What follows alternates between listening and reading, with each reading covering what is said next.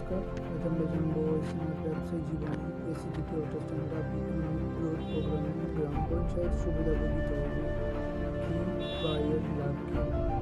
আমরা জানি যে এসএমএর ব্যবসায়ী জীবনে অন্তর্গত এসিজিপি বিভিন্ন প্রকারের ফান্ড বা তহবিল তৈরি করে থাকে।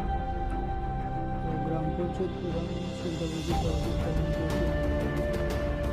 এই তহবিলটি ফান্ড কমিশন ভিত্তিক তহবিল, অর্থাৎ এই তহবিলটি দুই প্রকার কমিশন ভিত্তিতে ডেভেলপ করে থাকে। দুই প্রকার তহবিলের মধ্যে সাধারণত আমরা এখন বুঝি বা কমিশন বলতে এসিজিপি সদস্যদের কমিশন এবং দ্বিতীয়টি হল এসিজিপি সদস্যদের উপার্জন।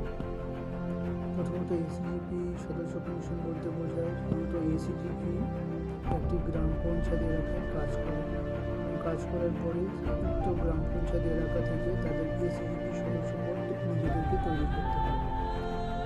আর এসিজিপি গ্রাম পঞ্চায়েতের প্রধান সুবিধাভোগী তহবিলে একটি কমিশন রয়েছে। প্রতিটি এসিজিপি সদস্য কমিশন হল 1,000 টাকা এবং এই অর্থ সম্পূর্ণ তহবিলে ব্যাংক অ্যাকাউন্টে জমা হবে। সুতরাং একটি গ্রাম পঞ্চায়েত এলাকায় যদি 10,000 সদস্য পাওয়া যায়, সেক্ষেত্রে আমরা 10 লক্ষ টাকা প্রতি 14 মাস পর পর আয় করতে থাকে। এটি চিরকাল অব্যাহত থাকে প্রতি 14 মাস পর পর। এবং দ্বিতীয় কমিশন বলতে সাধারণত এসিজিপি সদস্যদের উপার্জন কমিশন। দ্বিতীয় ধরনের কমিশন এসিজিপি গ্রাম পঞ্চায়েত প্রধান সুবিধাভোগী তহবিল জমা হয়ে থাকে।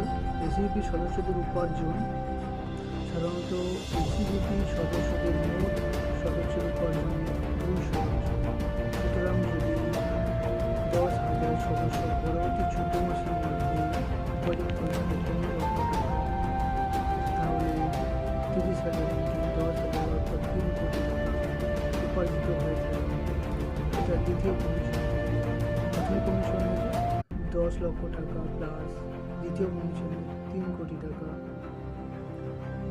ইজিক্যাল টু 3 কোটি 10 লক্ষ টাকা প্রতি 14 মাস পর পর এটি উপার্জন করে থাকে। এসিজিপি গ্রাম পঞ্চায়েত প্রধান সুবিধাভোগী তহবিলে যে অর্থ জমা হয়ে থাকে, সাধারণত সেই অর্থগুলি 4টি পর্যায়ে উন্নয়নের কাজে ব্যবহার করা হয়ে থাকে। প্রথমত হল গ্রাম পঞ্চায়েত প্রধানের উন্নতি, দ্বিতীয়ত হল গ্রাম পঞ্চায়েত প্রধান জনগণের উন্নতি, গ্রাম পঞ্চায়েত নিজের উন্নতির জন্য, গ্রাম পঞ্চায়েতের উন্নয়নের জন্য, এবং চতুর্থটি হল এছাড়া ব্যবসায়ী জীবনের যে বেতন স্টাফ রয়েছে যারা কর্ম করে থাকেন সাধারণত তাদের উন্নয়নের জন্য এই টাকাগুলি ব্যবহার হয়ে থাকে।